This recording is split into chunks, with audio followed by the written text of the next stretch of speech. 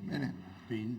L'Istituto Veneto è molto lieto di ospitare una parte di questo interessante e importante convegno sulla Stauroteca di Bessarione, che è merito di diverse istituzioni culturali di Venezia aver organizzato. In particolare, come sapete, l'Istituto Ellenico, Centro Tedesco di Studi Veneziani, Galleria dell'Accademia e anche l'Istituto Veneto.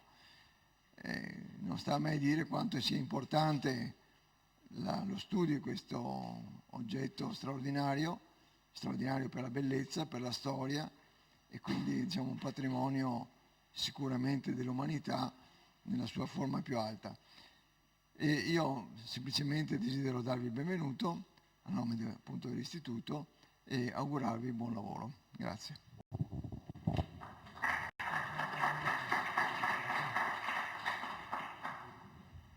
Grazie, cominciamo i nostri lavori, benvenuti a tutti. Il programma anche stamattina è intensissimo, avrà un piccolo spostamento, cioè una piccola inversione di successione, dal momento che i nostri strumenti computeristici stanno aggiornando i sistemi. Allora, prima di Gianfranco Fiaccadori, d'accordo con i relatori, darei la parola a Antonio Rigo, che oltre che amico è anche collega qui all'Università Ca' Foscari di Venezia. Prego.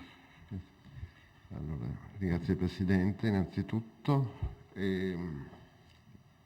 l'Istituto Veneto che ci ospita oggi, gli organizzatori del congresso per avermi invitato, e quindi l'Istituto Ellenico, l'Accademia e diverse persone, da Cristian Maltesu a Peter Schreiner, che ormai qualche anno fa ha cominciato a parlarmi di questo progetto che in questi giorni si è realizzato.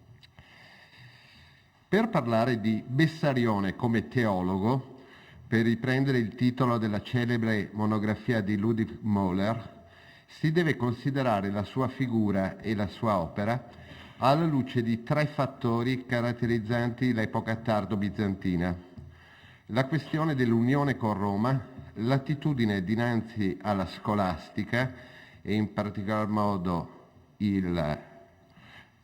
l'opera sulla figura di Tommaso, la posizione rispetto alle dispute teologiche sull'essenza e le energie divine, ovvero il palamismo, dottrina che prende il nome da appunto Gregorio Palamassa.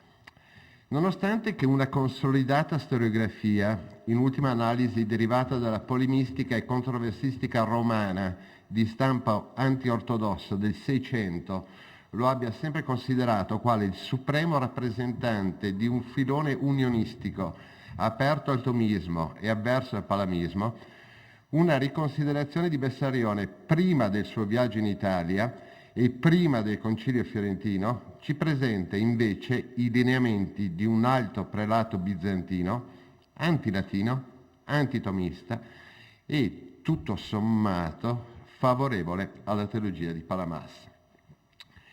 Il tema del presente incontro, dedicato alla Stavroteca, ci ha spinti però a lasciare l'ambito più propriamente teologico per volgerci invece a quello della devozione, della spiritualità, delle dottrine e delle pratiche a queste correlate.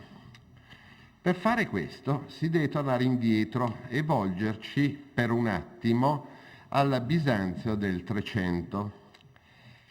La seconda grande stagione della mistica bizantina, fine del XIII e prima metà del XIV secolo, è caratterizzata da una generale fioritura spirituale non riconducibile a un unico denominatore e a una sola etichetta. Sono individuabili diversi filoni e tendenze. Alcuni insistono sulla pratica della ripetizione del nome divino, altri parlano della riconversione e dell'unificazione delle potenze dell'anima, del castello interiore, ed altri ancora insistono sull'eccellenza della preghiera di lode e degli inni per il rapimento estatico. Altri prediligono evidentemente una via media segnata dall'influsso della sapienza della filosofia antiche e dall'eudemonismo di ascendenza stoica. In concreto questa rinascita interessa in primo luogo il monachesimo, ma penetra anche negli ambienti delle confraternite pie di laici a Tessalonica e a Costantinopoli. E qui appunto sarebbe da fare tutto un discorso su queste confraternite, le loro pratiche di devozione, appunto queste pratiche di inni di lode, processioni, eccetera, ma è un discorso che ci porterebbe molto lontano. Tipica dell'epoca è anche una letteratura di direzione spirituale che ha come autori metropoliti e prelati residenti nella capitale e come destinatari monache o devoti laici di ambo i sessi, tutti in genere di estrazione altolocata, famiglie nobiliaris non imparentate con la famiglia imperiale. Verso la fine del 300 è visibile un affievolirsi dell'impeto propulsivo dei decenni precedenti e un chiaro ripiegamento. L'opera di Callisto Ignazio Santupoli da un lato e La vita in Cristo di Nicola Cavasilas dall'altro segnano la fine di un'epoca e gli inizi di una nuova. Se questa grande stagione deve essere senz'altro evocata per Bessarione, quale precedente ultimo del suo itinerario e della sua formazione spirituale e religiosa, non dobbiamo dimenticare che egli fu però un uomo del XV secolo e che quindi deve essere considerato in rapporto alla sua età e ai suoi contemporanei.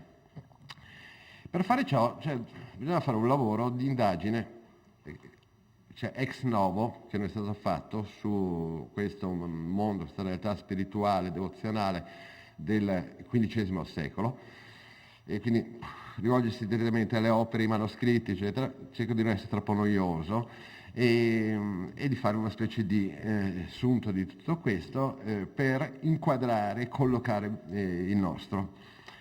Per fare ciò prendiamo quale punto di partenza e allo stesso tempo quale termine di riferimento e di paragone tre personaggi, tra l'altro ben conosciuti da Bessarione, che ci appaiono per diverse ragioni rappresentativi del periodo.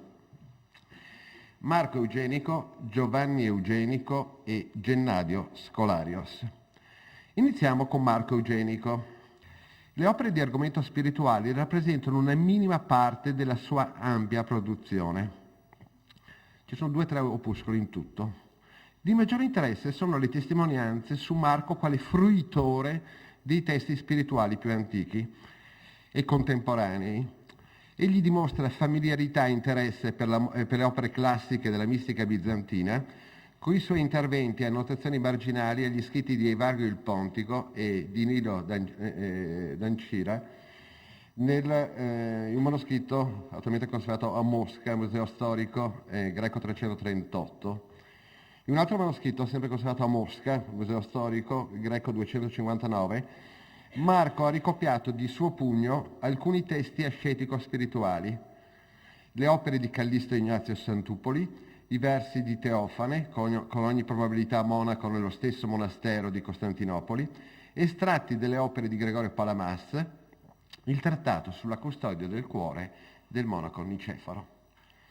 Un altro codice a lui legato, attualmente conservato a Monaco alla Bayerische Staatsbibliothek, è il Greco 624, contiene la vita in Cristo di Nicola Cavasilas e altre opere dello stesso.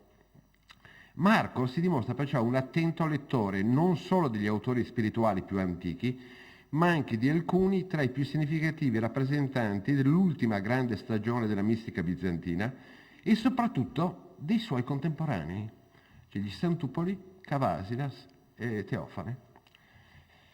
Passiamo al fratello di Marco, a Giovanni. Diverse composizioni di Giovanni sono contenute in un suo codice autografo, Paris, Bibliothèque Nationale de France, 2075. Tra queste ricordiamo in primo luogo un breve opuscolo che ci parla dei padri spirituali, come deve essere uno pneumatikos, consacrato al potere di legare e di sciogliere, che era una questione molto dibattuta all'epoca, come troviamo anche nelle domande e risposte di Simeone di Tessalonica. Dobbiamo poi menzionare un breve trattato sulla vita monastica indirizzato da Giovanni a Gennadio Scolarios e, soprattutto, la memoria parenetica per il raddrizzamento della vita e l'inizio della vita conforme a Cristo al despota Teodoro Porfirogenito quando egli aspirava all'abito monastico. Destinatario era il despota Teodoro Paleologo, il quale verso la fine del 1427 pensava di farsi monaco. Ci è pervenuta anche un'altra redazione della memoria, nella quale Giovanni ha cambiato solo il titolo e il destinatario, ma l'opera è la stessa, è sempre una copia autografa di Giovanni Eugenico, questa volta destinata a un altro personaggio celebre dell'epoca, il filosofo Giorgio Amiruzes. Il tema principale è evidentemente la vita monastica. Egli tratta di diversi tipi di contemplazione, della meditazione alla morte, della tripartizione dell'anima, dell'importanza dell'umiltà. Ma la memoria, questo è un elemento interessante, è basata sulle parole dei padri e al contempo su quelle dei sapienti profani antichi. Giovanni, in maniera significativa, giustapone il versetto del Salmo, fermatevi e sappiate, alla massima conosci te stesso. E quindi tra gli autori ricordati troviamo autori pattistici, autori monastici e poi troviamo menzionati Epitteto, Pitagora, Euclide, Eraclito e così via. Resta da aggiungere che sempre nel manoscritto parigino autografo, Giovanni Eugenico ha ricopiato anche, oltre ai soliloqui pseudo-agostiniani di cui diremo tra poco, estratti di Nilo d'Ancira e di Giovanni Crisostomo. Il modello proposto nelle opere appena ricordate è evidentemente ancora quello monastico, anche se appare di un certo interesse l'evocazione dei filosofi antichi a fianco degli autori cristiani. Gli scritti di contenuto ascetico e spirituale di Gennadio Scolarios, che sono contenuti nel quarto volume delle opere complete, sono degli scritti che nessuno ha mai studiato, penso che nessuno l'abbia mai letto, tant'è che anche nelle panoramiche recenti su Gennadio Scolarios, penso il libro di Marie-Hélène Blanchet da una parte o il grosso articolo di Franz Tinefeld dall'altro, non c'è nessuna indicazione a riguardo. Troviamo degli scritti che sono interessanti. Non mi fermo su due opere che in fin dei conti sono delle note di lettura di Gennadio Scolarios, che fa degli estratti di opere di padri, ma mi rivolgo direttamente a un'opera che ha avuto una fortuna in epoca moderna nel mondo greco, tant'è che è stata edita nel Settecento da Nicodemo e la Ghiorita, le preghiere per le litanie e riassunti parziali dei salmi, è un'opera che è conservata in due manoscritti eseguiti sotto la direzione dello stesso Gennadio. Egli scrive che queste preghiere devono essere ripetute nella solitudine della cella, dinanzi alla croce, sottolineo il particolare, durante l'abitudine fatte dinanzi alla croce, e con la ripetizione di queste preghiere lunghissime, in parte ispirate dai salmi, in parte sono preghiere della tradizione bizantina più antiche, ma in parte sono sono preghiere tradotte dal latino, sono preghiere occidentali. Sottolineo questo aspetto. Quindi diffusione di preghiere latine occidentali a Bisanzio nella prima metà del XV secolo per la pietà e la devozione personali, anche al di fuori delle cerchie di greci uniti a Roma. In tutto questo c'è un'opera che ha una grandissima fortuna, e sono i soliloqui attribuiti ad Agostino, in realtà un'opera del XIII secolo, scritta in una temperie segnata da Ugo da San Vittore, permeati da una calda pietà affettiva e caratterizzati da meditazioni e lunghe preghiere indirizzate a Dio. Quest'opera viene tradotta in greco da Demetrio Cidone per la figlia, guardate sempre i personaggi in questione, per la figlia di Giovanni VI Cantacuzeno, Elena. Quindi abbiamo un libro spirituale per una nobildonna, che è un tratto, come vi dicevo prima, caratteristico dell'epoca. E noi vediamo che tutti e tre i personaggi in questione, Marco Eugenico, Giovanni Eugenico e Genadio Scolarios, copiano, leggono, utilizzano i soliloquia. Quindi è proprio, si può dire, il libro spirituale dell'epoca. Quindi noi vediamo una spiritualità che è molto permeata anche da influssi occidentali, con toni devozionali effettivi e pratiche consistenti per lo più nella ripetizione di lunghe preghiere e salmodie dinanzi alla croce, dinanzi al crocefisso. Passiamo a Bessarione, iniziando dalla sua biblioteca, anche se il campione, in questo caso, a differenza dei casi contemporanei, non è a prima vista significativo. Per il progetto, qui uso un termine, Peter Schreiner, che è stato con me a un convegno qualche tempo fa su questo argomento, sa quanto è pericoloso usare questo aggettivo, dicevo, il campione non è a prima vista significativo per il progetto enciclopedico che sottende la biblioteca stessa, nata dalla volontà del Bessarione di raccogliere e salvare l'insieme della letteratura greca e bizantina. Tra i suoi codici soltanto 8 contengono opere di argomento spirituale. E adesso non vi tedio con le segnature dei codici, guardiamo un attimo cosa sono queste opere. Allora, abbiamo un codice con gli apoftegmi, la storia eleusiaca, la storia dei monaci in Egitto, e poi abbiamo un codice con le opere di Evagrio Pontico, abbiamo altri 2 codici con le opere di Diadoco di Fotice e di Marco il Monaco, quindi autori V-VI secolo. Poi abbiamo ben 4 manoscritti della Scala di Giovanni Climaco e infine un manoscritto con estratti degli apoftegmi e Simeone Nuovo Teologo Inni. Allora, c'è un primo elemento che colpisce da questa lista. Nella biblioteca di Bessarione sono presenti soltanto i classici della letteratura spirituale bizantina. È una biblioteca in un certo senso atemporale. Noi possiamo paragonare, cioè se noi prendiamo la biblioteca di Bessarione, in questa sezione spirituale, la paragoniamo alla biblioteca di Fozio, ma sono passati un po' di secoli, noi troviamo gli stessi autori, cioè è come se il tempo si fosse congelato. L'unica eccezione è Simeone Nuovo Teologo, ma il resto lo troviamo già in Fozio, nel IX secolo, quindi è abbastanza incredibile. Colpisce la mancanza di un'opera quale La vita in Cristo di Nicola Cavasidas, che è molto diffusa. Cavasidas che conosce bene, che Bessarione conosce bene perché conosce e possiede la spiegazione della Divina Liturgia. Colpisce la mancanza di Soliloquia, che era il grande libro di moda. Rimanendo sempre sulla linea delle considerazioni negative, dobbiamo sottolineare come nessuno di questi manoscritti sembra essere stato utilizzato e studiato dal Bessarione, che in molti casi invece ha lasciato evidenti e significative tracce delle sue letture. Quindi sembra quasi che questi libri siano stati comprati o per questo progetto appunto generale o, per dirla in maniera un po' scherzosa, per occupare 1,5 metri della libreria, ma sono in sostanza rimasti lì. Se passiamo alle opere, soltanto 3, 2 dei giovani anni, una della maturità, meritano di essere ricordate.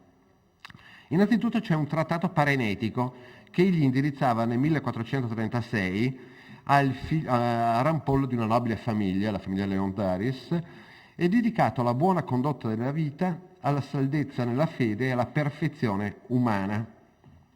L'opera, definita una regola di vita, tocca diversi temi: l'amicizia, l'elemosina, le ricchezze, i mutamenti della vita, il conosci te stesso accompagnato dal timore di Dio, inizio della sapienza secondo i proverbi.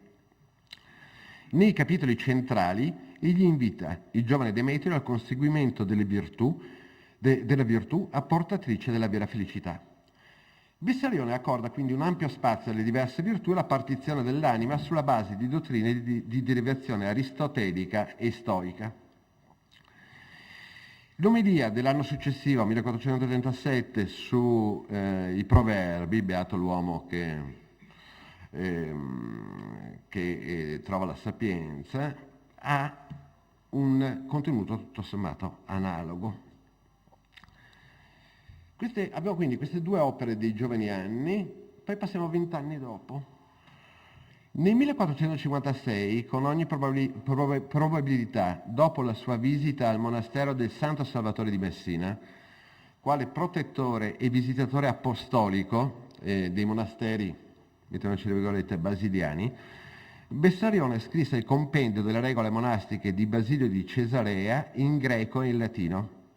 Egli qui utilizzava alcune opere ascetiche di Basilio che illustrano i principi e le leggi della vita monastica.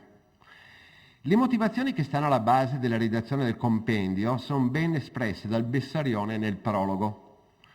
Cito: alcuni dei monaci, specialmente quelli che hanno stabilito di vivere in Italia e in Sicilia secondo la regola di San Basilio, per l'ignoranza della lingua greca, essendo quasi tutti latini e figli di latini, non sanno leggere il greco. Le parole di Bessarione sono confermate da quanto scrive poco tempo dopo, 1457-58, Atanasio Calcheopoulos durante la sua visita nei monasteri dell'Italia meridionale. L'intenzione di quest'opera del cardinale è perciò eminentemente pedagogica e di interesse, per così dire, culturale, andando incontro alle esigenze e alle condizioni di monaci e di monasteri greci italioti di fronte alla latinizzazione più che spirituale o devozionale. Come si può vedere, il bilancio della nostra indagine per quanto riguarda nello specifico Bessarione è magro e per lo più negativo. Se raffrontato i suoi contemporanei, Bessarione non pare seguire le tendenze della spiritualità e della pietà più diffuse, caratterizzate da una tendenza devozionale molto affettiva e intensa, queste lunghe preghiere davanti alla croce, eccetera, eccetera. C'è un tema, semmai, che lo accomuna agli altri. Sono questi trattati dove si mescola la sapienza profana, la sapienza antica filosofica, il conosci te stesso, con l'apporto della tradizione patristica e monastica. Questo può essere un tratto che accomuna proprio un Giovanni Eugenico nel suo trattato a Tommaso e Bessarione nel suo trattato a Demetrio. Nient'altro.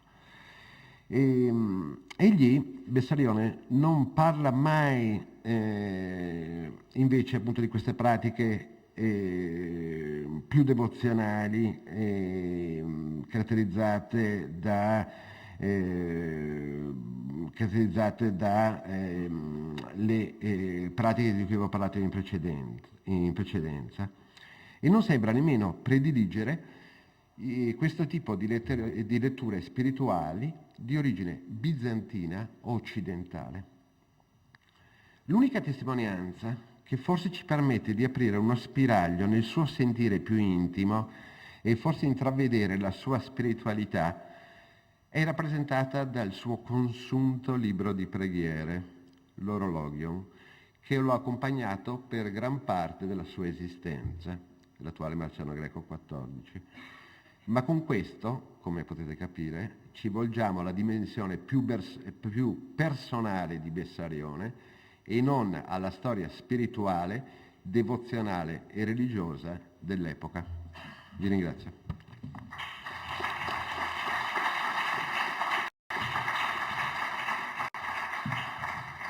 Complimenti in questo viaggio di tempi lunghi, culturale, di spiritualità.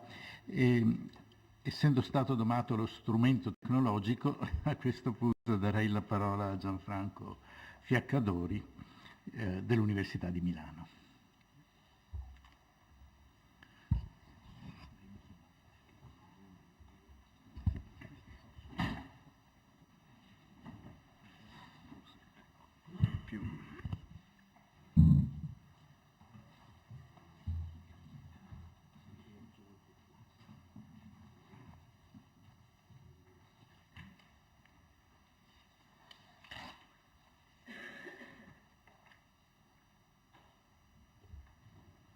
Grazie Presidente, scusate la piccola impasse.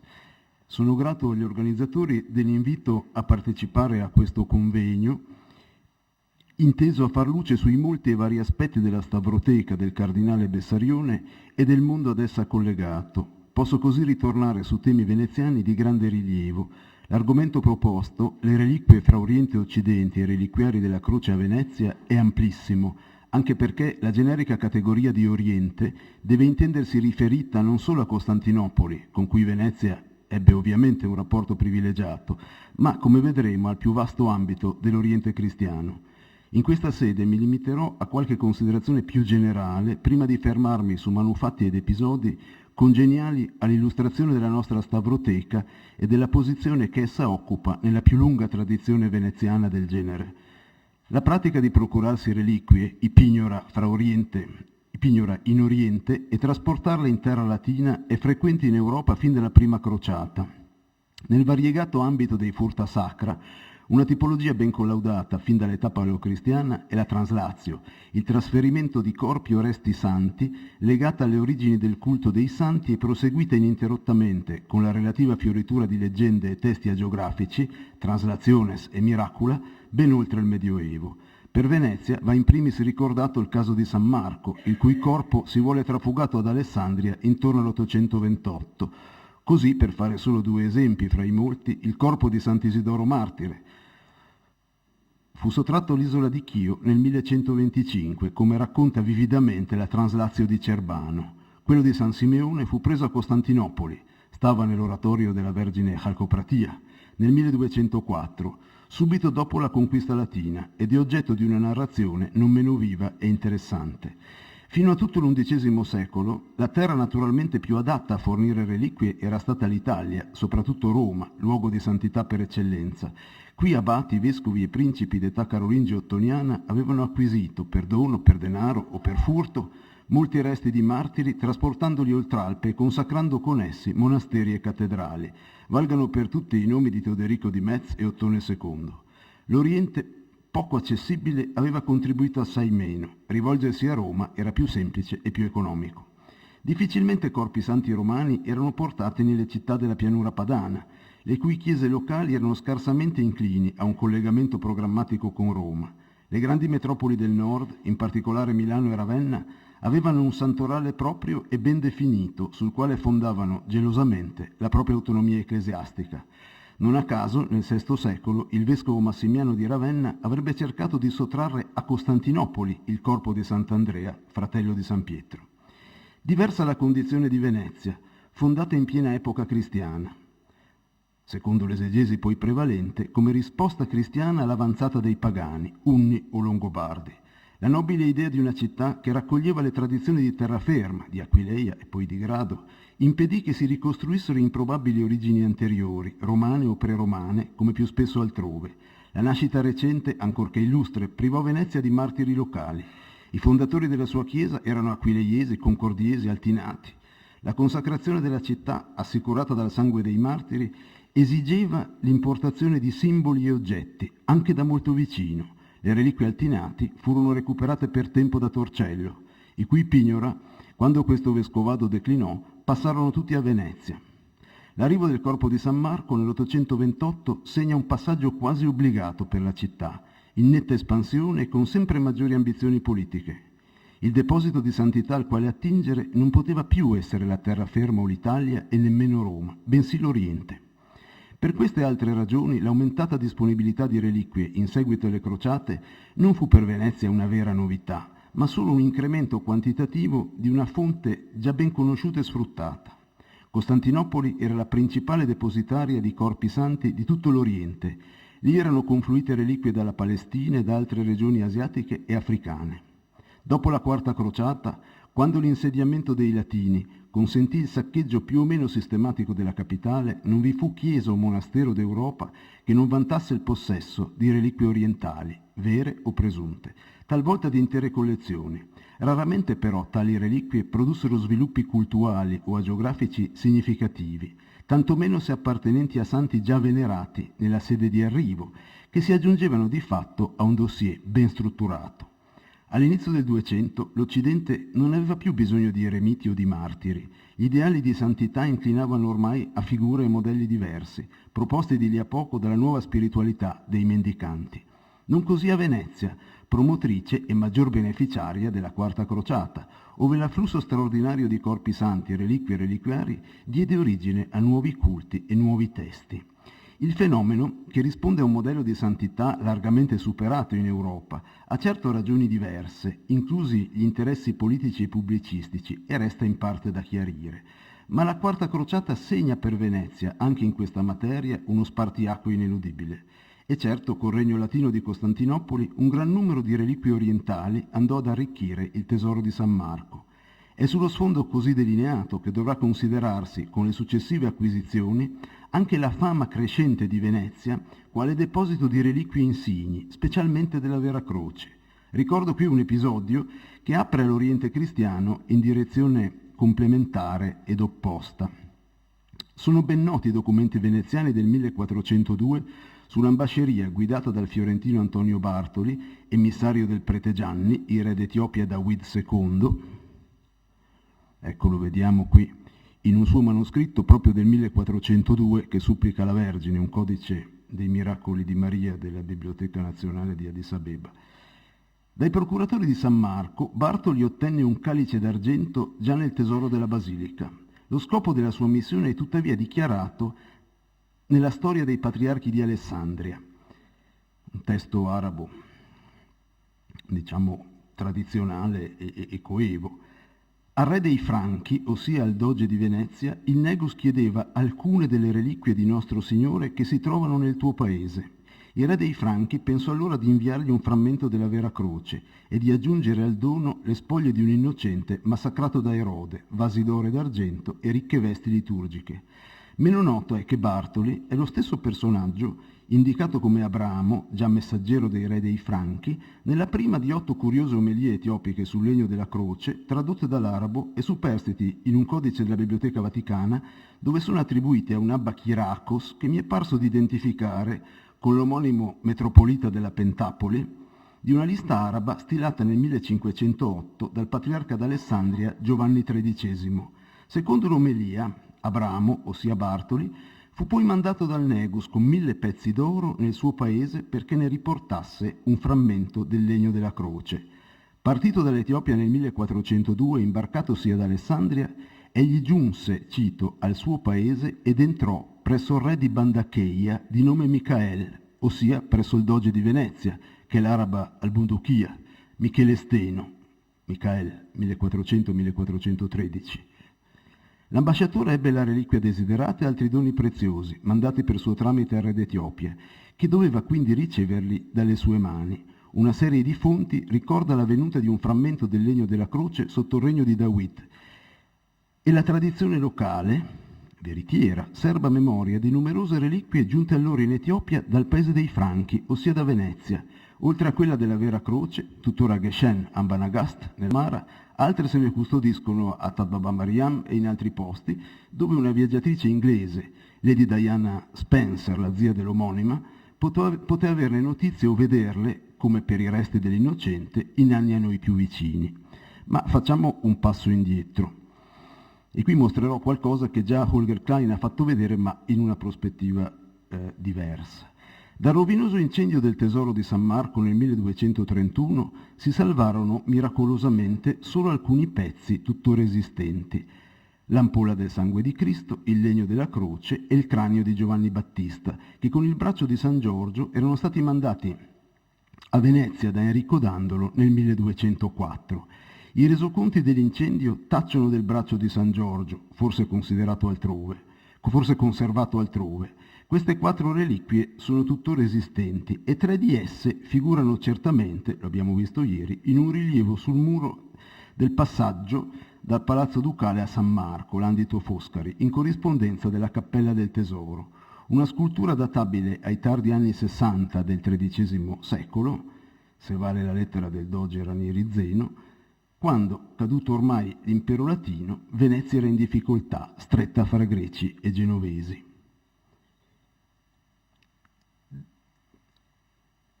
Tre delle reliquie superstiti possono dunque identificarsi distintamente nel rilievo che già per Jan Gravenbroch verso il 1760 serbava memoria delle reliquie più rare del tesoro di San Marco, come si legge nel disegno che vedete dal famoso manoscritto Gradenigo del Museo Correr.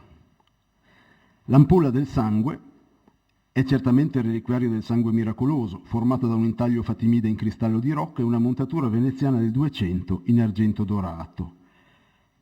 Ne pone problemi particolari il cranio del Battista, conservato allora in una cassetta di legno, che è questo, sostituita poi nel 300 da un identico contenitore bizantineggiante in argento.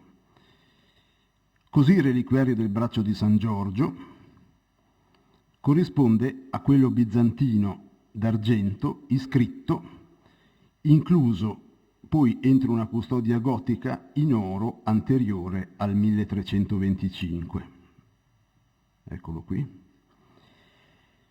La quarta reliquia, che non appare sul rilievo, con buona pace di Debra Pincus, è la mirifica Crux Auro Inclusa, cioè la stavroteca a tavola del tesoro di San Marco, in argento dorato, oro e smalti. Un eccezionale manufatto bizantino di X-XI secolo che contiene un frammento davvero cospicuo del lignum. Appare per la prima volta nell'inventario del 1325, icona una con croce di Ligno Domini, ma è già riprodotta sul timpano del portale di ingresso al tesoro dal transetto sud della basilica. La vedete qui, purtroppo c'è la statua davanti e in mezzo ai due angeli. In un mosaico che Thomas Dale vorrebbe contemporaneo al rilievo e inserito in una cornice orientaleggiante allusiva alla Terra Santa, luogo di origine della reliquia. Quanto alle due croci sul rilievo, in quella di sinistra, nonostante qualche differenza imputabile a una riduttiva trasposizione lapidea, dovrà vedersi la stavroteca di Enrico di Hainaut, secondo imperatore latino di Costantinopoli dal 1206 al 1216. Un capolavoro assoluto, che Messie Durand ben conosce, firmata da un orafo mosano, Gerardo, contemporaneo di Nicola di Verdun, e suo pari, che mise bottega a Costantinopoli verosimilmente dopo il 1204.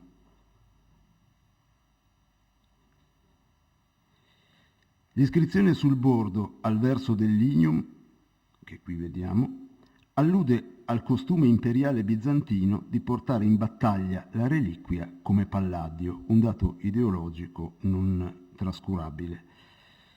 Una certa tradizione, talvolta a torto riferito,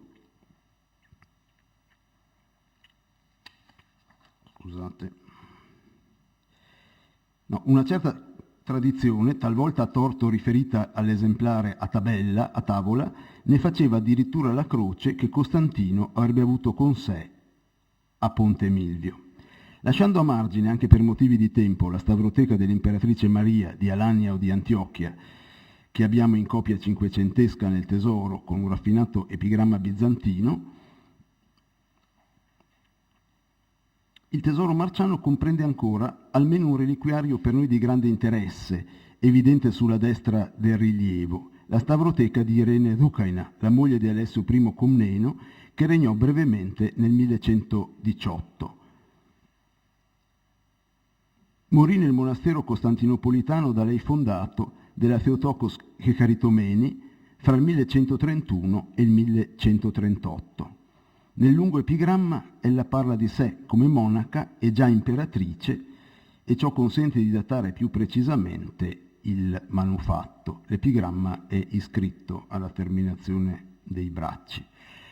Non mancavano comunque in laguna, ecco qui vedete meglio la croce, non mancavano comunque in laguna altri prestigiosi reliquiari della vera croce, cui era dedicata a Venezia la chiesa antichissima eponima del Sestier di Santa Croce, scomparsa poco dopo il 1810. Ne ricordo almeno uno, esposto alla mostra recente sull'8° centenario dell'insediamento camaldolese di San Michele in Isola, la stavroteca di XII secolo che costituisce forse il più noto cimelio bizantino del monastero.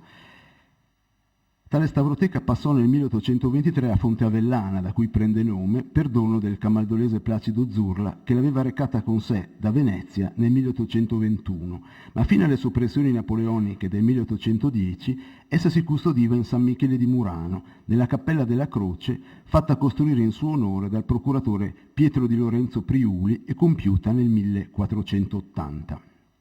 Sull'altare della cappella era la pala eseguita da Giovanni Bellini, con ampia collaborazione della bottega, presumibilmente fra il 1511 e il 1513, il trittico Priuli, oggi a Düsseldorf. Ai piedi della Vergine, in trono, coi santi Pietro e Benedetto alla sua destra, Marco, meno probabilmente Paolo e Romualdo, alla sinistra, è inginocchiato il committente, Pietro Priuli, munito di cappuccio nero all'antica, come dicono i testi. La pala rimase in situ fino al 1722. Ora la descrizione famosa e più spesso fraintesa di Marco Boschini indica chiaramente che sotto il pannello centrale stava una diversa e connessa opera dello stesso autore, con la fedele riproduzione della stavroteca, alla cui preziosa reliquia, la più insigne del monastero, si intitolava appunto il sacello. Più che una predella, si potrebbe pensare a una custodia dipinta, forse lo sportello del conditorium allestito per il reliquiario sull'altare della cappella. E viene fatto di richiamare l'anta con Bessarione, i due confratelli della Scuola Grande di Santa Maria della Carità, e la reliquia della Vera Croce, oggi a Londra, ne parlerà Caroline Campbell, eseguita nel 1472-73 da Gentile Bellini per il tabernacolo della Stavroteca, di cui si discute in questi giorni, che fin dal 1463 il cardinale aveva destinato alla Scuola Grande della Carità, donandola in forma definitiva nel 1472. Elementi figurativi bizantini, quali mosaici ed icone, sommamente evocativi dell'antichità imperiale e cristiana, furono accolti molto favorevolmente dalla cultura veneziana del Rinascimento. A segno ulteriore dell'inclinazione o del gusto dei Bellini per l'arte religiosa di Bisanzio e della risonanza di questa in contesto veneziano, non sarà vano ricordare che il reliquiario di Bessarione era stato ritratto con il cardinale anche in un altro dipinto coevo di Gentile, Bessarione davanti alla sua stavroteca, l'abbiamo visto più volte. L'originale è perduto, ma se ne ha una copia tardiva attribuita a un allievo di Bellini, Giannettino Cordelliaghi, da cui deriva a sua volta la copia novecentesca fatta da Zaccaria Del Bo, l'avete alla destra sullo schermo, per la Biblioteca Marciana. In questa linea si inserisce la riproduzione, linea ritrattistica, la riproduzione della croce con San Costantino e Sant'Elena, opera di Giovanni Bellino, ricordata appunto da Boschini sull'altare di San Michele di Murano. La croce, ossia la stavroteca originale, che vediamo qui in un altro disegno di Gravenbroch dal manoscritto del Correr, con una cromia forse più vicina all'originale, che mette in evidenza le dorature perdute nel tempo, conteneva una reliquia di proporzioni davvero straordinarie e seconda solo al citato frammento del tesoro di San Marco, e si diceva portata molto tempo prima da Costantinopoli a San Michele di Murano, un tractatus scritto qui dall'abate Francesco intorno al 1362 ne riferiva la presenza sull'isola agli esordi del monastero, ossia la fondazione camaldolese del 1212. Di là da varianti o infiltrazioni leggendarie, l'età stessa del contenitore induce coerentemente a ritenere che il pezzo sia giunto a Venezia dopo il 1204. L'antichità e il prestigio della reliquia che dà nome al sacello di San Michele dovevano naturalmente riflettersi su Pietro Priuli e la sua famiglia, in cui ricorre più volte il nome Costantino. Non diversamente, o assai più, alla mitologia familiare dei congiunti Vendramin dava lustro il frammento della croce donato il 23 dicembre 1369 da Philippe de Mézières, cancelliere del Regno di Cipro e di Gerusalemme, alla Scuola Grande di San Giovanni Evangelista, ove il cimelio è tuttora conservato. L'atto ufficiale di donazione alla presenza di Philippe, ascritto alla fraglia di San Giovanni, per cui pronunziò nell'occasione un orazio devotissima a Sancte Crucis, è del 1 febbraio 1370 e sigilla un importante episodio del secondo soggiorno veneziano del cancelliere, che era già stato in laguna nel 65 per cercarvi aiuti contro i saraceni. Reduce da una visita ad Avignone, si tratteneva ora a Venezia, dopo avervi appreso la morte del suo re, Pietro I di Lusignano, ucciso da una rivolta di baroni nel gennaio precedente. Nobile figura di gentiluomo della piena età gotica, in cui l'antico spirito di cavalleria sopravviveva con la pietà religiosa e la passione d'oltremare dei grandi crociati, Filippo è più noto come autore del Songe du Vieil Pèlerin, scritto verso il 1389, Fu vivamente impressionato dalla Repubblica e dalla sua sapienza civile e a Venezia, dove appunto risiedeva presso la scuola di San Giovanni, sarebbe rimasto fino al 1372, quando si recò ad Avignone per l'elezione del nuovo Papa Gregorio XI.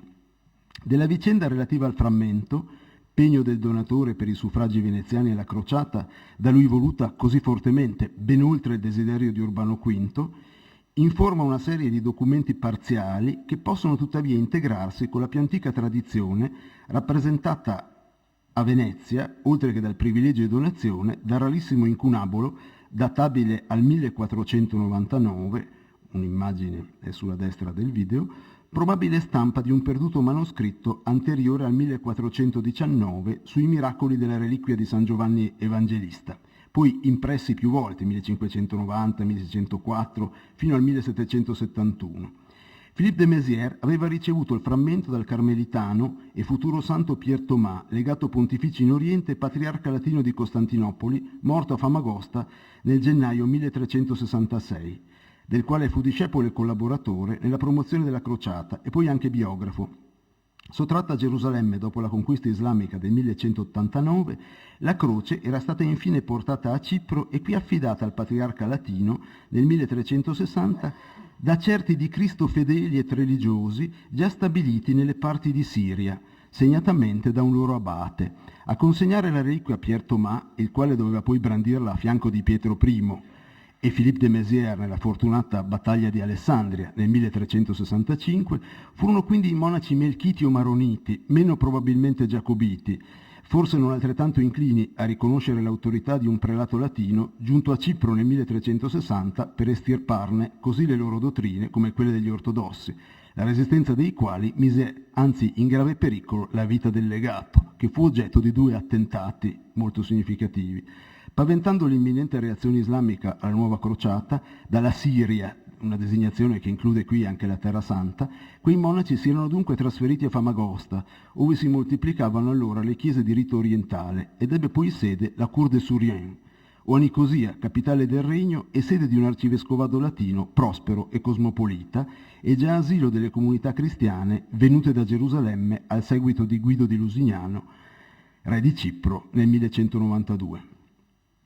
Il primo dei miracoli a stampa nel citato incunabolo veneziano, l'abbiamo visto anche ieri, si riferisce precisamente al fortunoso recupero della croce col frammento del lignum tolto alle acque di un canale, sulle quali in verità stava sospesa, da Andrea Vendramin, guardian grande della scuola di San Giovanni, il 10 agosto 1370, dunque alla presenza del confratello Philippe de Mézières, e il miracolo al ponte di San Lorenzo, noto anche come croce caduta in canale, dipinto su tela da Gentile Bellini nel 1500 per il ciclo della Vera Croce nell'albergo della scuola, la cui esecuzione era stata decisa fin dal novembre 1414, perché è degli inizi di quest'anno la prima delle miracolose guarigioni attribuita alla croce di San Giovanni Evangelista nel Libro dei Miracoli. Difficile dire se Philippe, ritratto a memoria, figuri ugualmente nel grande telero, che include illustri personalità coeve alla sua dipintura, prima fra tutte per trasparente allusione alle origini della reliquia, da Cipro, la deposta regina di Cipro, Caterina Cornaro, munita di corone, accompagnata da un gruppo di dame, qui sulle fondamenta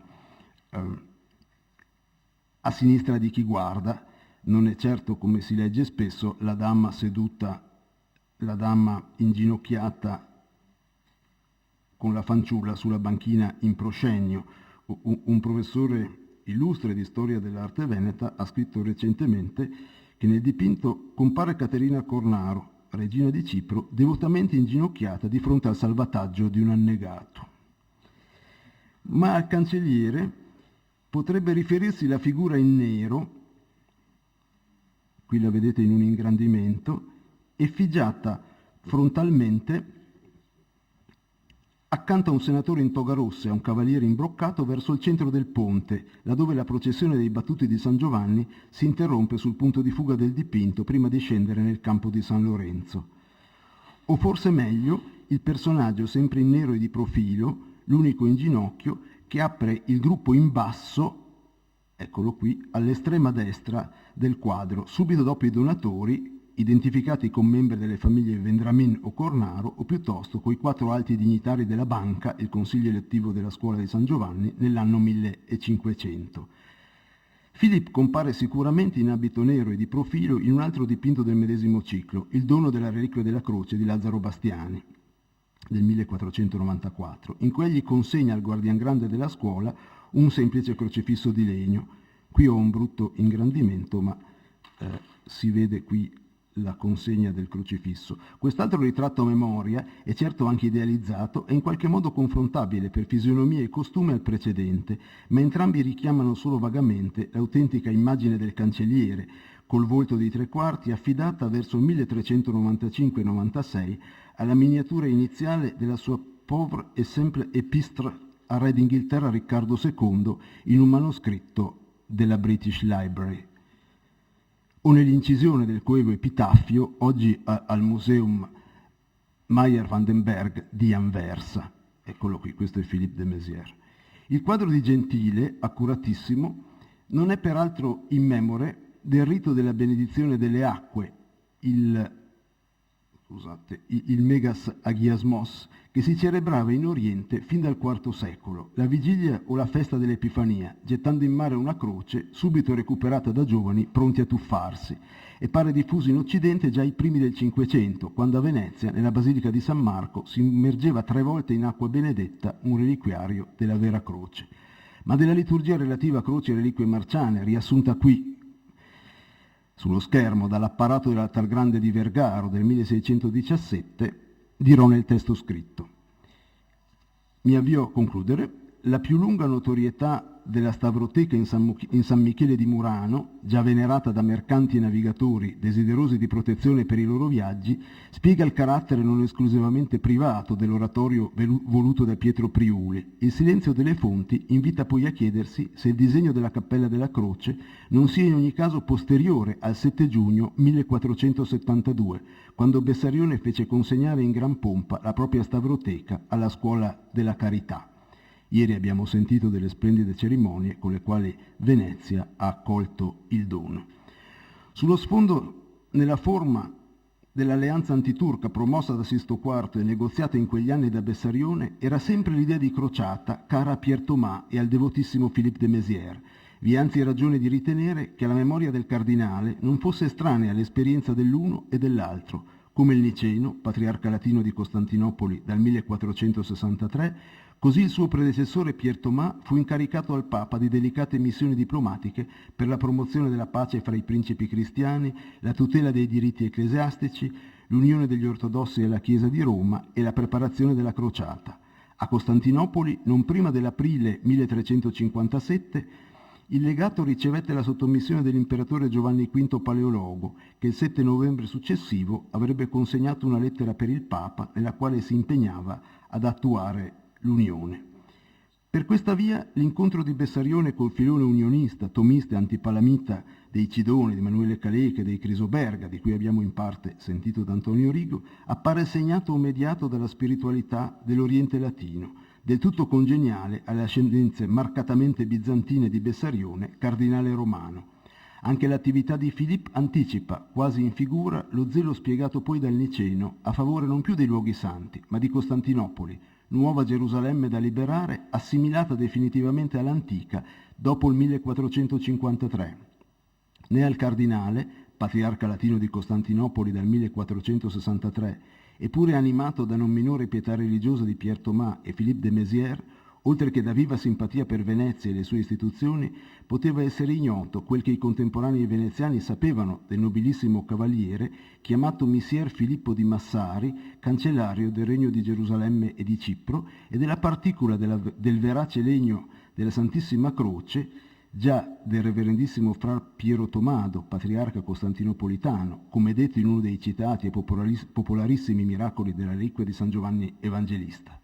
È verosimile che tutto questo, rinnovando in città l'interesse per il culto della vera croce e della sua miracolosa reliquia, abbia ugualmente concorso a suscitare nuove attenzioni intorno al gemello cimelio di San Michele e al cospicuo frammento di lignum in esso conservato. Grazie.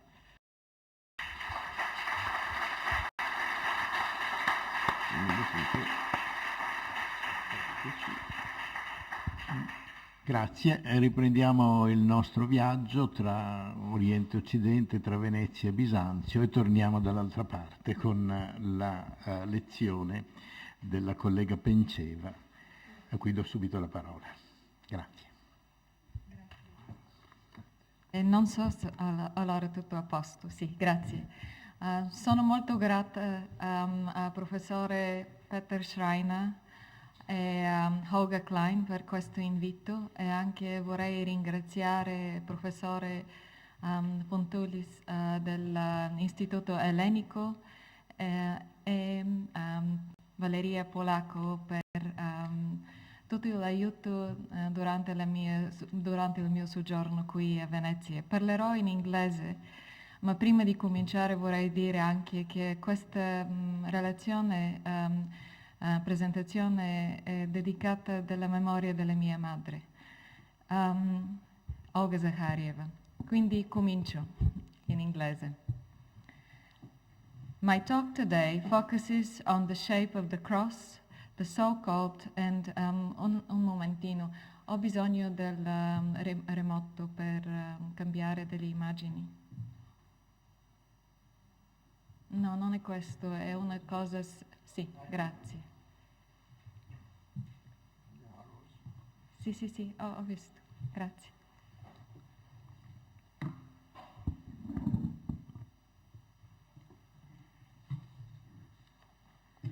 My talk today focuses on the shape of the cross, the so-called typus, which only preserves the figure of the cross without the sacred energies, which are the relics, which will be the xylon, or in this particular case, it will be the xylon and sakos of Christ that were only grouped when Bessarion Stavrotiki was formed. And without realizing this until today, I am in fact talking about Irene's cross at a symposium on Bessarion Stavrotiki. So without realizing, I ended up being the gender-inflected talk that brings about the female donor and the original core of the objects we all gathered here to discuss. I will argue that though the typus lacks the energy of the lipsana, the relics, it becomes it, that is, it emerges physically inspirited in the way its outer appearance responds to changing natural light or candle and oil lights. Thus, I will draw your attention to the performative aspect of Byzantine art, that is, the changing phenomenal effects of glitter, shadow, caused by dynamic media such as gold, mosaic, and glass, seen not the way we see them today in steady electric light, but seen in an environment with changing diurnal light. Through these changing chameleonic appearances, these materials of gold, mosaic, glass enacted rather than depicted theology. As such, my phenomenologically inflected study can enrich the established art historical approaches such as stylistic analysis and iconography. My presentation starts with the crucifix, the cryptograms and the epigrams on Irene's cross.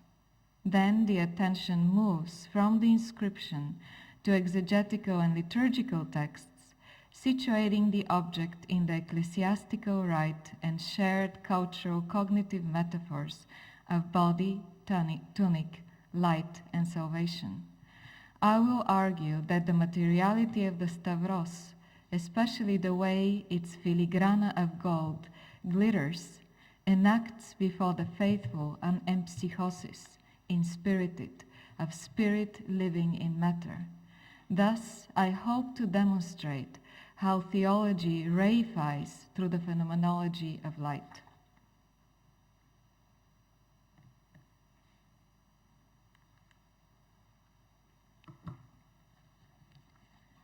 The crucifix expresses the concept of death. It presents Christ's hanging body as a sculptural relief offered to the sense of touch. Two inscriptions further draw attention to the tortured human shape. The first is composed of gold letters in a field of green that we now know fictive enamel, proclaiming the standard formula, Jesus Christus is Stavrosis and ho Basilius dis Doxis. The second inscription is in repoussé, written in a straight line on the horizontal bars of the cross, thus visually juxtaposing the vibrancy of the Logos versus the hanging shape of the human body. The text voices a line from Luke chapter 23, line 42. Mnistiti mu Kyrie otan iltis, with the understanding istin Vasilian su. Remember me, O Lord, when I come to thy kingdom. The words create a conceptual mirroring. The living see themselves in the relief image of the dead body, simultaneously imagining themselves at the moment of their own death.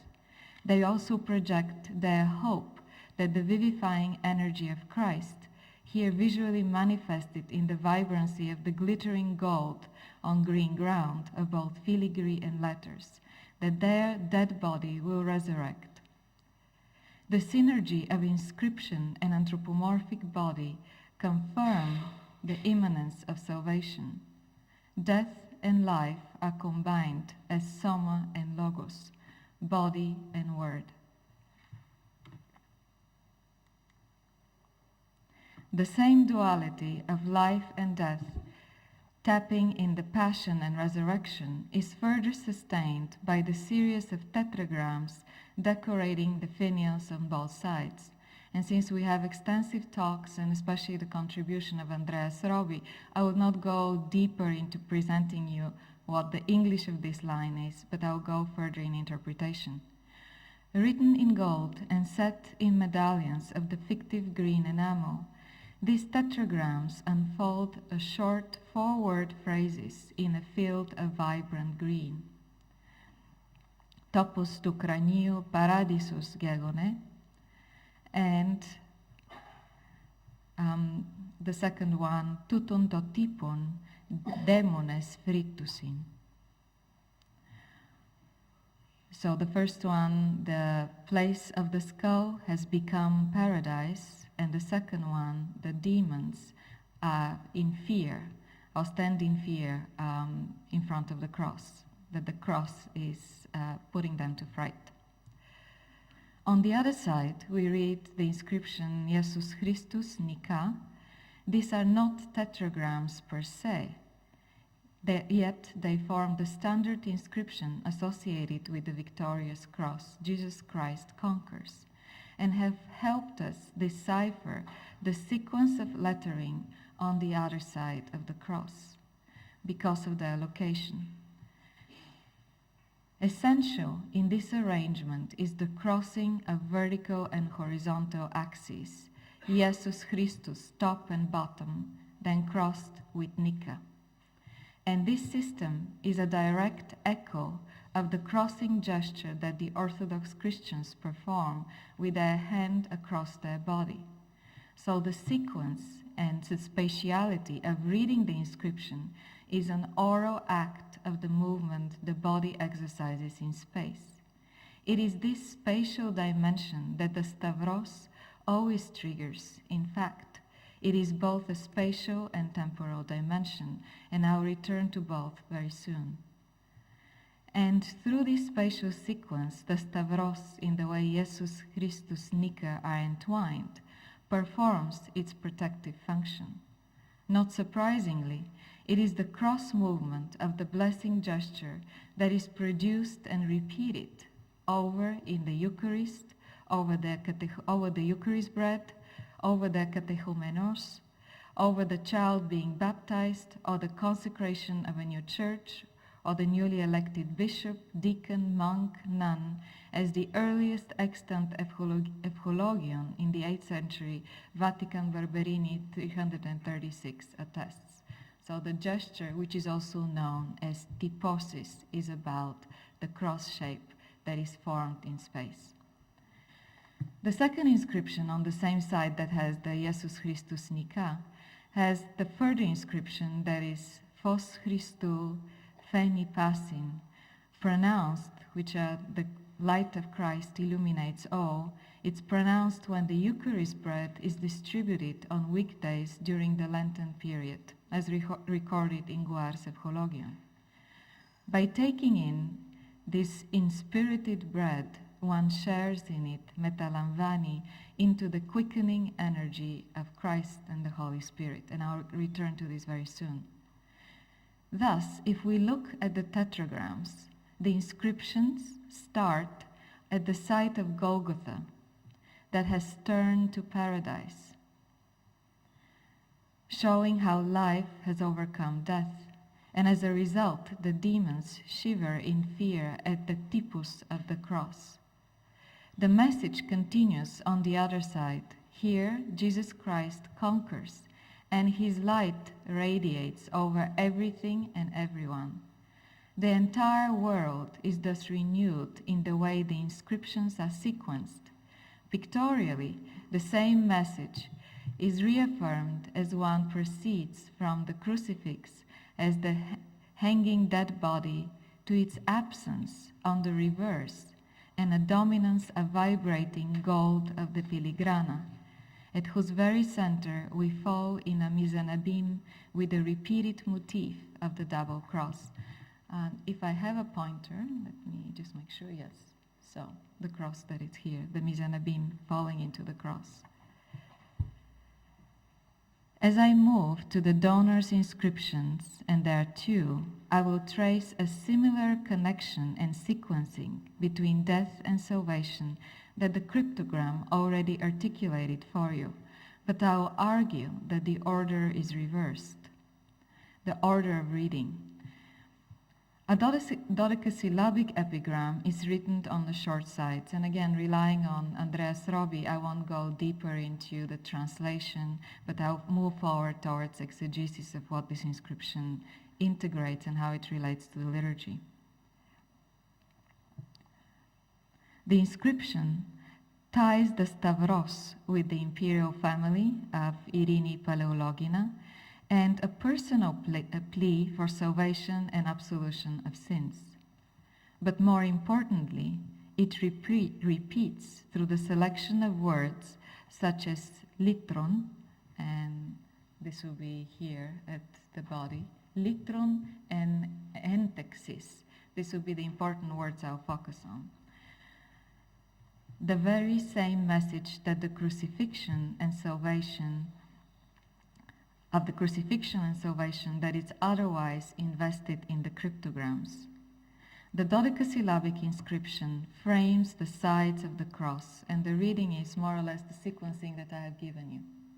1, 2, 3, 4. We can argue about it, of how we want to represent this, and I think probably Peter, Andreas, and I should think about how this should be done. So the inscription itself, ton cosmoproskiniton stavrikon typon, argyrokosmi adelpho vasileos irini thigatir paleologina, sutirias entexin litron ptesmaton. Irene, the daughter of the emperor's brother, decorates with silver the universally venerated cross-shaped typus as entreaty for salvation and ransom of sins. The two words, soterias entexin and litrum ptesmatum, present word combinations that tap into the context of the crucifixion as well as the mystery of the Eucharist and baptism. For example, litron is the word designating the value of Christ's suffering, which ransoms through this suffering the sins of humanity. Through his death, giving up his spirit, he made a ransom for many. And this is a quote from Mark chapter 10, verse 45. Ke dini tim psychin avto litron antipolon. Christ exchanges his own psyche for the life of many. The word litron captures this moment of exchange and the inequality of it, through which cosmos is once again renewed and established. The blameless dies to give life to the ones who have sins, and expiate through his own blamelessness the violent death, humanity's transgressions. Once again, I will connect visually the litron, the word litron stated in the inscription, and the way it functions in texts, to the way it unfolds phenomenally in the actual optical energy created by the vibrating filigrana, and I'll return to the filigrana soon. The faithful faces the visual confirmation that the vivifying energy is released and the litrosis has taken place. Elitrosou is used in Psalm 73, verse 2, which is sung during the Orthros of the Feast of the Elevation of the Cross, according to the Typicon of Constantinople, the 10th century Typicon. In other words, this is a word that is integrated in the liturgy and associated to the Feast of the Elevation of the Cross. By contrast, Entexin ties the prayer for the consecration of the Eucharist, and the words are «Ho artos agiadziti die Theu logo che entexin».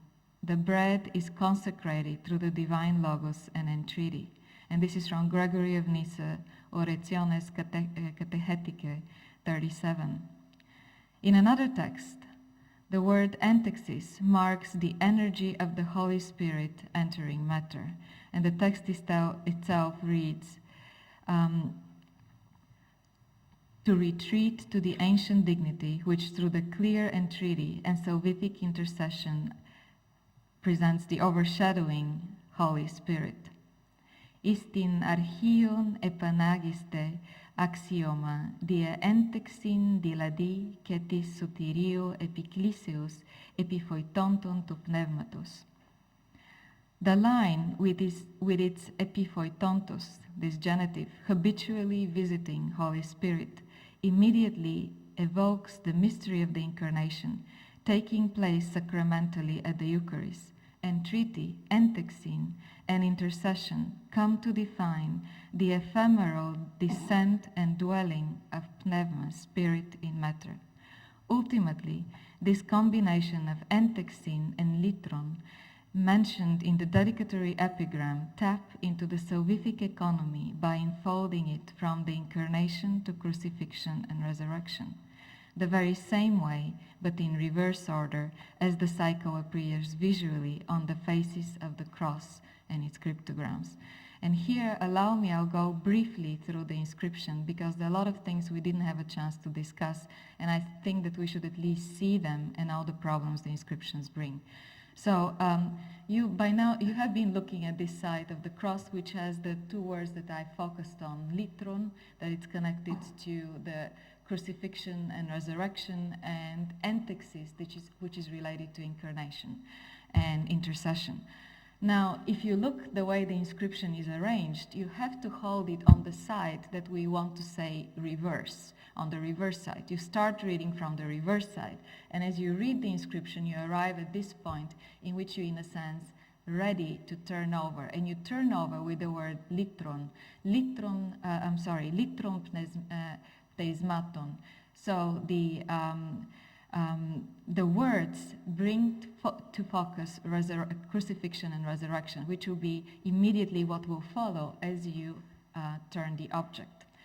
So my images are arranged in a slightly strange way, but I want to show you the other side of the cross, which we wanted to name obverse, because this is how Bessarion placed it. This is the side where the text itself, the inscription itself reaches its conclusion. So if the crucifix that marks our obverse reads with the tetragrams about resurrection, crucifixion and resurrection, and then you turn on the other side and you have Jesus Christus Nika. This order is reversed by the way the epigram is written, and the two are intertwined, so you can keep switching from one side to the other, which speaks about its early devotional role that the cross performed before it was stabilized and stratified in the Stavrotiki of Bessarion. The other point I would like to make is, if we look at the inscription more carefully, we recognize that a lot is going on, and I'm hoping that the people who worked on the restoration could help us out. These are just a couple of examples that I marked. Look at the connection between the ornamental border and the inscription, and how many lapses, in a sense, you say you have interruptions. So here I wanted just to show you this part that finishes with Airini Thigathir Paleologina. This is how the text is wrapping around the corners, Paleologina, and then it continues with Soti, and here written with Iota, Soti, and you turn again and you see Ri-as. Look at this abrupt, in a sense, over lettering going over the ornamental border. It's something about sequencing and chronology that I'll be very interested to hear what the people who restored are thinking, and who also restored and cleaned the object. And the other moment I want to focus on is here. So this was the end of the inscription that I focused so much with the words of Litrun and Entexin. And I wanted to show you this part here. Look at this. It almost, to me, suggests, but I haven't had a chance to see it in person, that the little border here that has the ornamental inscription preceded the epigram. Something to keep in mind.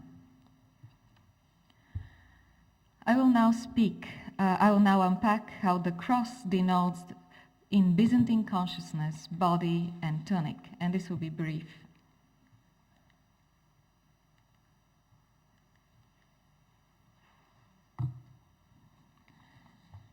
In the ritual for baptism, as recorded in Barberini, again, the same of Eulogion 336, in the 8th century, the short Pauline verse speaks of taking the cross and becoming Christian as dressing, donning a tunic. For as many of you as have been baptized in Christ, you have put on Christ. Galatians 3, verse 27.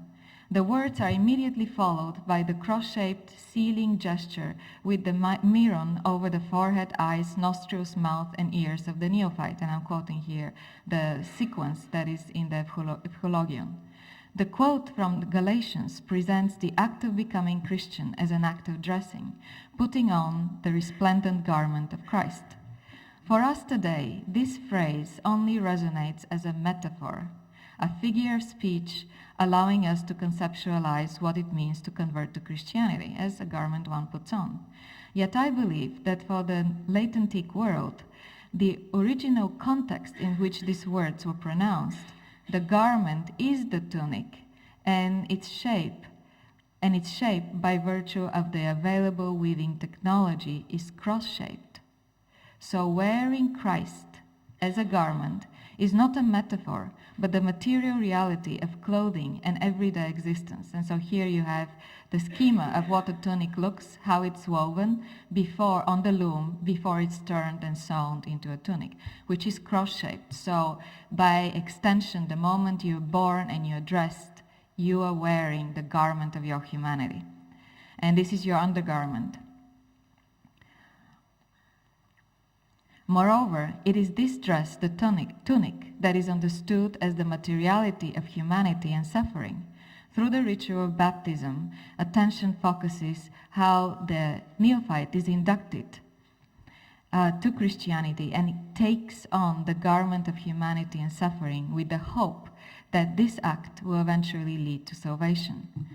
Nicholas Constas had brought our attention to the richly nuanced text presenting the textile metaphor of Mary as the loom weaving the robe, the body of Christ, the hiton body of Christ, in the sermons of Proclus, from the beginning of from the year 430. And here we discover the origins of the connection between body, textile, and cross. The textile is wrapped around the divinity of Christ, the pneuma, giving materiality and tangibility to it. Similarly, popular onerocritica discussed the loom as the symbol of life and human flesh as a finely woven cloth. Analambano, to put on, is one of the verbs associated with Christ's incarnation, to take on human flesh, but also to take on the cross and human sins. And this is also the verb identifying the act of taking on the monastic habit, as well as when the bishop dons the homophorion. The garment that the elite monks wears is also called analavos. The analambano thus identifies taking on mortality and the paired corruption of matter in order to expiate the sins of humanity and attain salvation. The same verb, analambano, defines the act of Christ putting on, taking on the dress of human transgressions and sins. If the hypothesis that Professor Schreiner put forward of associating the object with Gregory Palamas finds further proof, then we have one more element that connects Analambano with the writings of Palamas himself. He speaks on the theology of salvation as follows. Now that our nature has been stripped of this divine illumination and radiance as a result of transgression, the Word of God has taken pity on our disgrace and in comparison has assumed analambamenos, our nature, as has manifested it again to his chosen disciples, clothed more remarkably on Mount Tabor. Our bodies, through the fall of Adam, had lost their radiant garment. It is through Christ, who dressed in our mortality, enables humanity to recover the garments of light. And here I just use as a conceptual comparison the image from the apse of Sinai. And I know I'm over time, and so I'll very briefly conclude with the last element. So,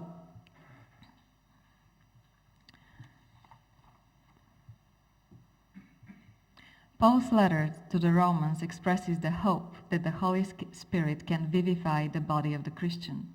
But if the Spirit of him that raised up Jesus from the dead dwells in you, he has raised up Christ from the dead, and shall also quicken your mortal bodies by the Spirit that dwelleth in you. And it is enikisin, the dwelling of the Spirit in you. In Paul's presentation, humanity connects to Christ through the shared body, and this is participation in mortality. The crucifix on the typus of Eirini expresses this idea and invites us to see ourselves in its golden mirror. I'm also inviting you to understand the shape of the object, the cross, as expressive of humanity. This is tunic and body. It is through the Spirit that the mortal and Christ participate in life.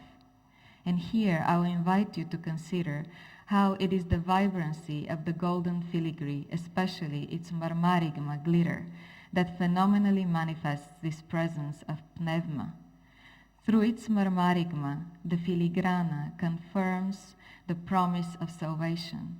Body, cloth, and cross are simultaneously present, and all simultaneously reconfigure the stavros into shifting expressions of mortality and eternity. The golden filigree encompasses both sides, creating in its wake a radiant and vibrantly coruscating surface. The way light is caught and reflected by the individual beats of the metal strips creates the syncopated visual effect, and we tend to associate which we can associate with the tessere of gold mosaic. Optically polymorphous, this textured surface vibrates with energy that conveys liveliness and animation. Thus, its optical presence conveys animation not as a pictorial representation, but as a phenomenal enactment. Its phenomenal glitter expressly renders the animation of the inert. This animation, while materially produced, is subtle, ephemeral, because it captures moving diurnal light or candle light and interacts with textured surfaces and human breath. And I will finish with a movie that is the end of the talk. I won't speak anymore, I'll just show you. This is an example of how this glitter at candlelight works. And the way we see the object today with electric light does not give us a chance to see the vibrancy of the filigrana. Here is the icon of the Archangel Michael, which I photographed, filmed under candlelight. And so better to focus on the bigger filigrana because it's more visible. And we need more, maybe to switch off the lights, but if we can, that's the movies. Look at what happens with the filigrana, the way the filigrana works, as well as the whole sea of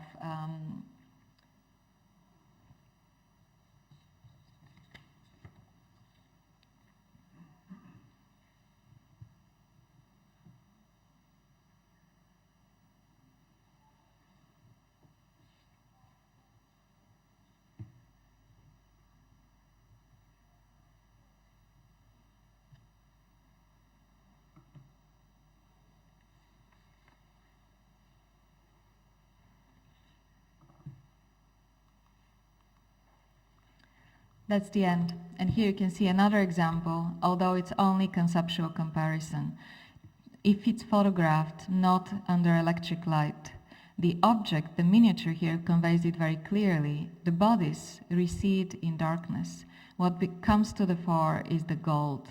The gold is its blinding, reflecting quality. That's theology, that it's performative. It's manifested the way the object appears, not the way, I would say, pictorial naturalism works in Renaissance painting, which is pictorial.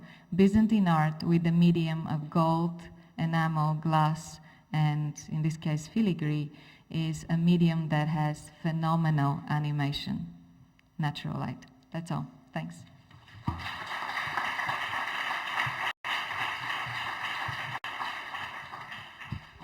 Grazie, abbiamo qualche minuto per una pausa in questo continuo viaggio che mi pare straordinario, partendo dalla Stauroteca e da Bessarione, che ci porta tra Occidente e Oriente, tra reliquie che si spostano per furti, acquisti, guerre, dimensioni spirituali, manifestazioni di culto, con tante cose interessanti e qualche curiosità elegantemente non sciolta relativo a se c'è una croce o un annegato. Tra poco ci rivediamo qua. Una pausa.